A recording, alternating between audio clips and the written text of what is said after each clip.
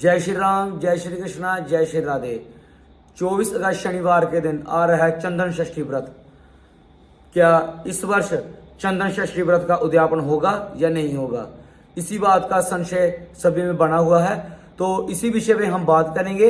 Video को अंत तक जरूर देखें। मैं विवेक शर्मा, चलिए शुरू करते हैं। चंदन षष्ठी का व्रत 24 अगस्त 2024 शनिवार के दिन आ रहा है। तो इस वर्ष क्या इसका उद्यापन होगा?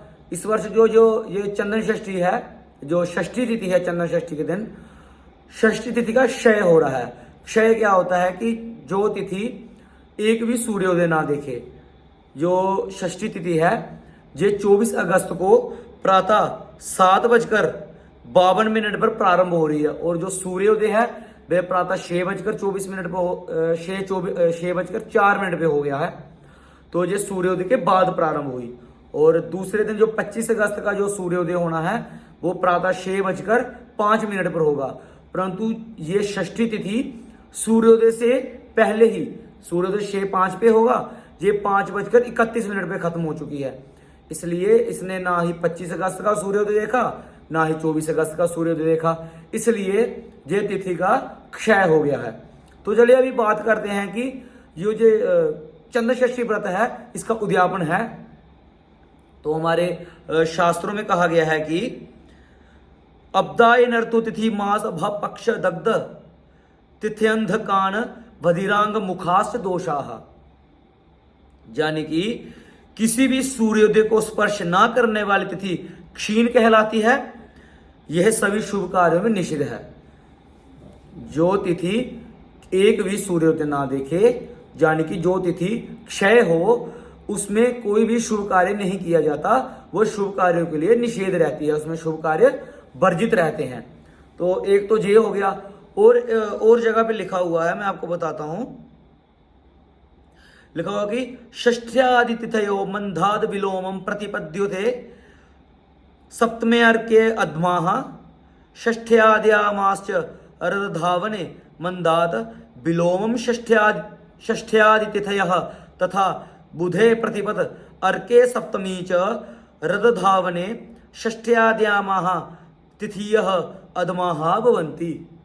शास्त्रों में कहा गया है कि इसका अर्थ है शनिवार से उल्टे दिन और षष्ठी आदि तिथियों के योग से क्रकच नामक का अधम योग होता है। जैसे कि शनिवार को षष्ठी तिथि आए, शुक्रवार को सप्तमी, गुरुवार को अष्टमी, बुधवार के दिन नवमी, मंगलवार के दिन दशमी, सोमवार के दिन एकादशी और रविवार के दिन द्वादशी तिथि आए तो वह क्रकच योग बनता है, जिसे अधम योग कहते हैं। यह सब शुभ कार्यों के लिए वर्जित माना जाता है। तो इस वर्ष जो चंदन षष्ठी का व्रत है, ये षष्ठी तिथि शनिवार के दिन आ रही है। तो कहा गया है कि शनिवार के दिन अगर षष्ठी आए तो वह शुभ कार्यों के लिए वर्जित है, इसमें शुभ कार्य नहीं किए जाते। और कई प्रमाण आते हैं, मैं एक और आपको प्रमाण बताता हूं।